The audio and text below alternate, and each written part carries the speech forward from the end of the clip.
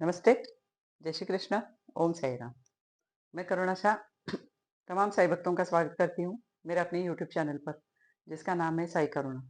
उम्मीद करती हूँ आप सब स्वस्थ होंगे, मस्त होंगे और ईश्वर कृपा से तंदुरुस्त भी होंगे। उदी के चमत्कारों की जो सीरीज अभी चल रही है ना, उसमें और एक डॉक्टर साहब जो साई के बहुत बड़े भक्त थे, उनका एक बहुत प्यारा अनुभव आज आपको सुनाने जा रही हूँ। ये जो डॉक्टर पिल्ले थे, इन्हें साईं बाबा प्यार से भाऊ कहकर पुकारा करते थे और भाऊ से साईं बाबा को भी बहुत प्यार था।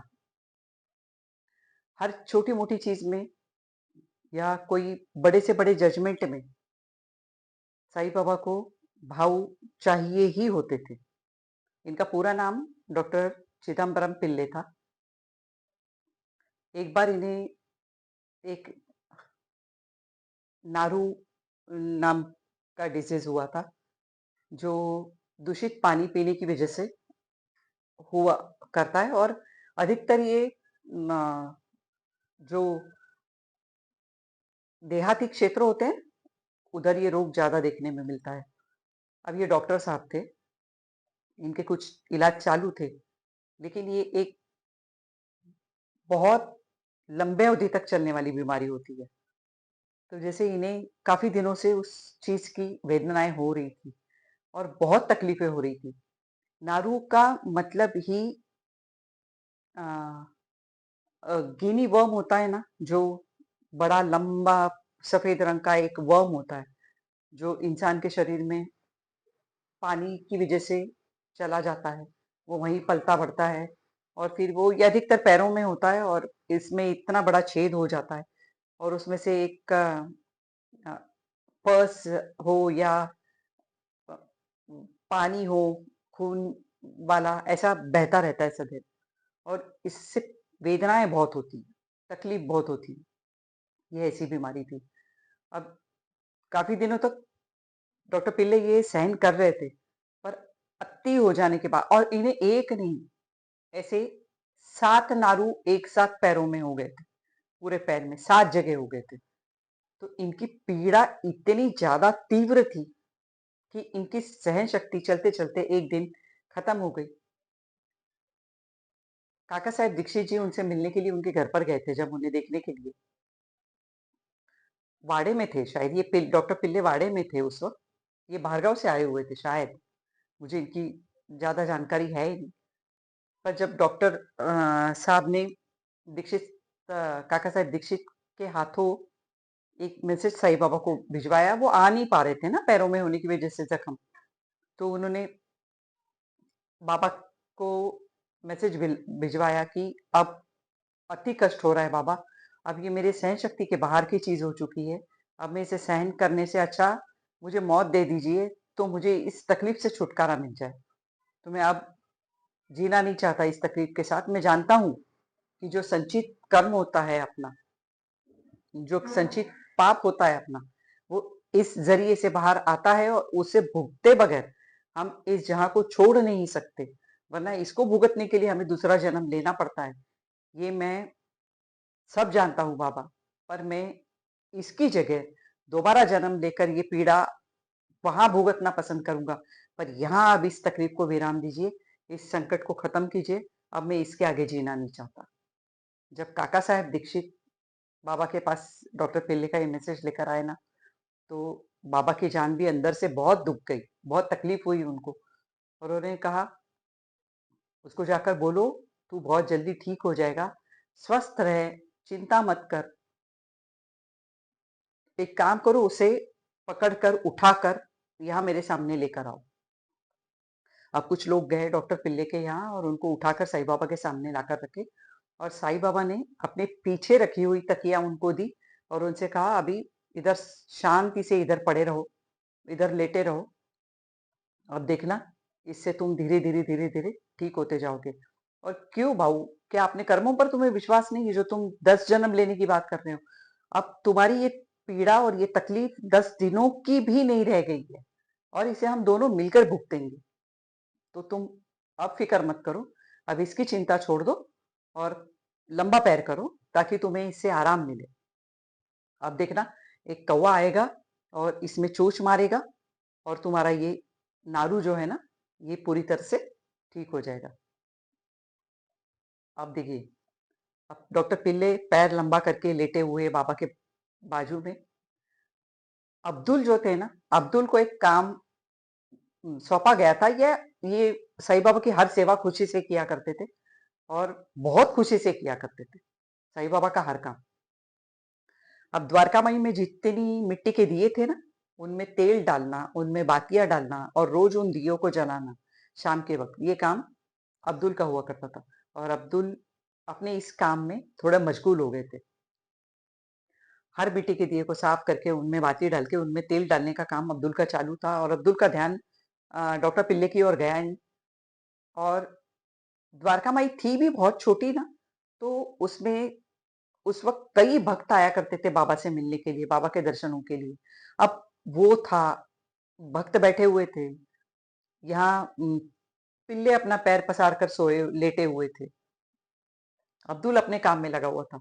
अब इस भीड़ भाड़ में अब्दुल का ध्यान नहीं रहा और अब्दुल का पैर डॉक्टर पिल्ले के उसी पैर के ऊपर जाकर जम से गिरा जिस पैर में उनको 7 नारू हुए थे।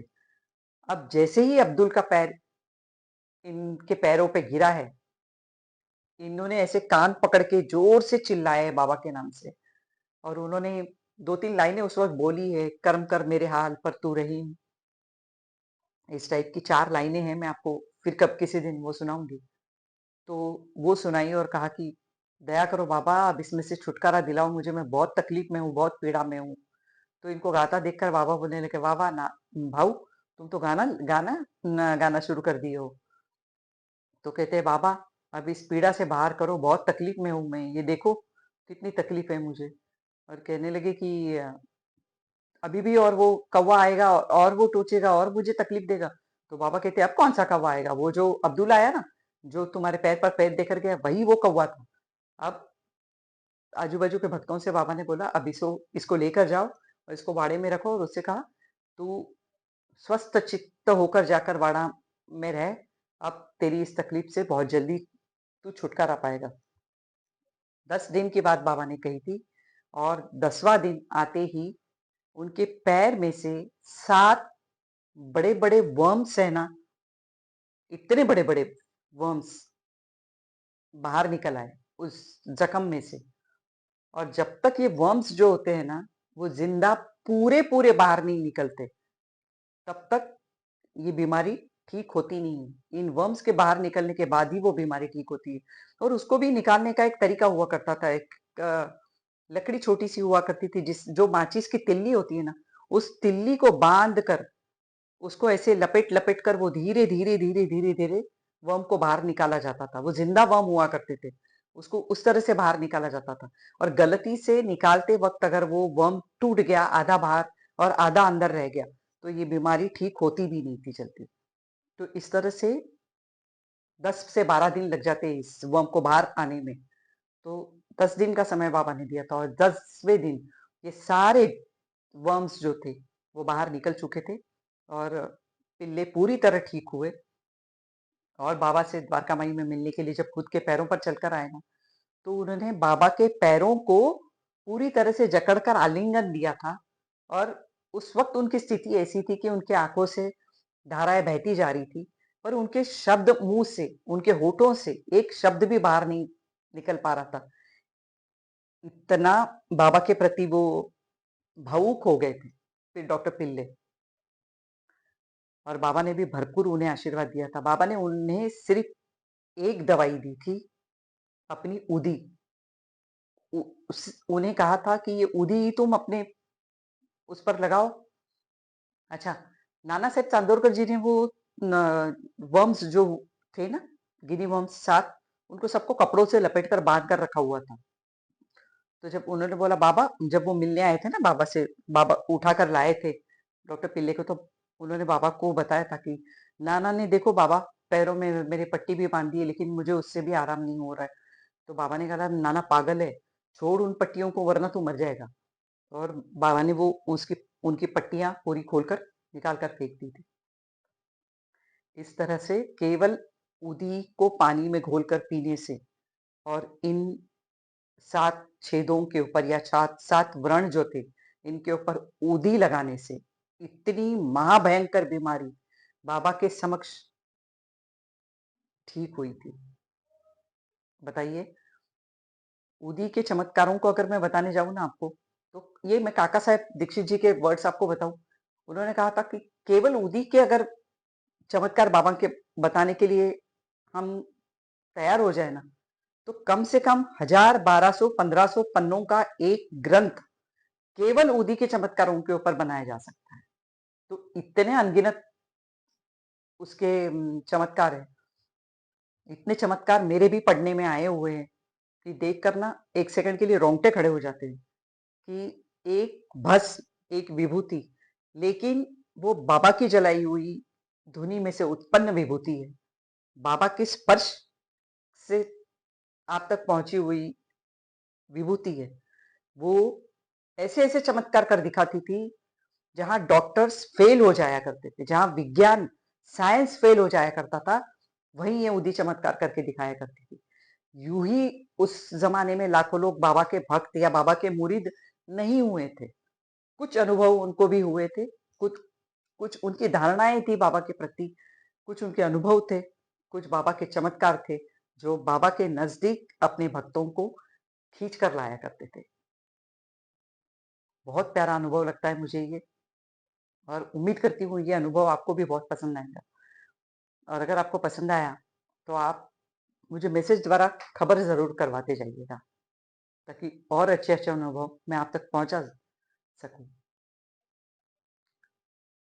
नए लोग जो जुड़ते जा रहे हैं ना, उनसे रिक्वेस्ट करूँगी कि सब्सक्राइब करते जाइए, बेल आइकन को प्रेस करते जाइए, और जो पुराने मेरे परिवार है, उनसे कहती जाऊँगी कि कमेंट ज़रूर करते जाइए, और नज़दीक होने का, साथ होने का एक एहसास मुझे कराते ज़रूर जाइएगा।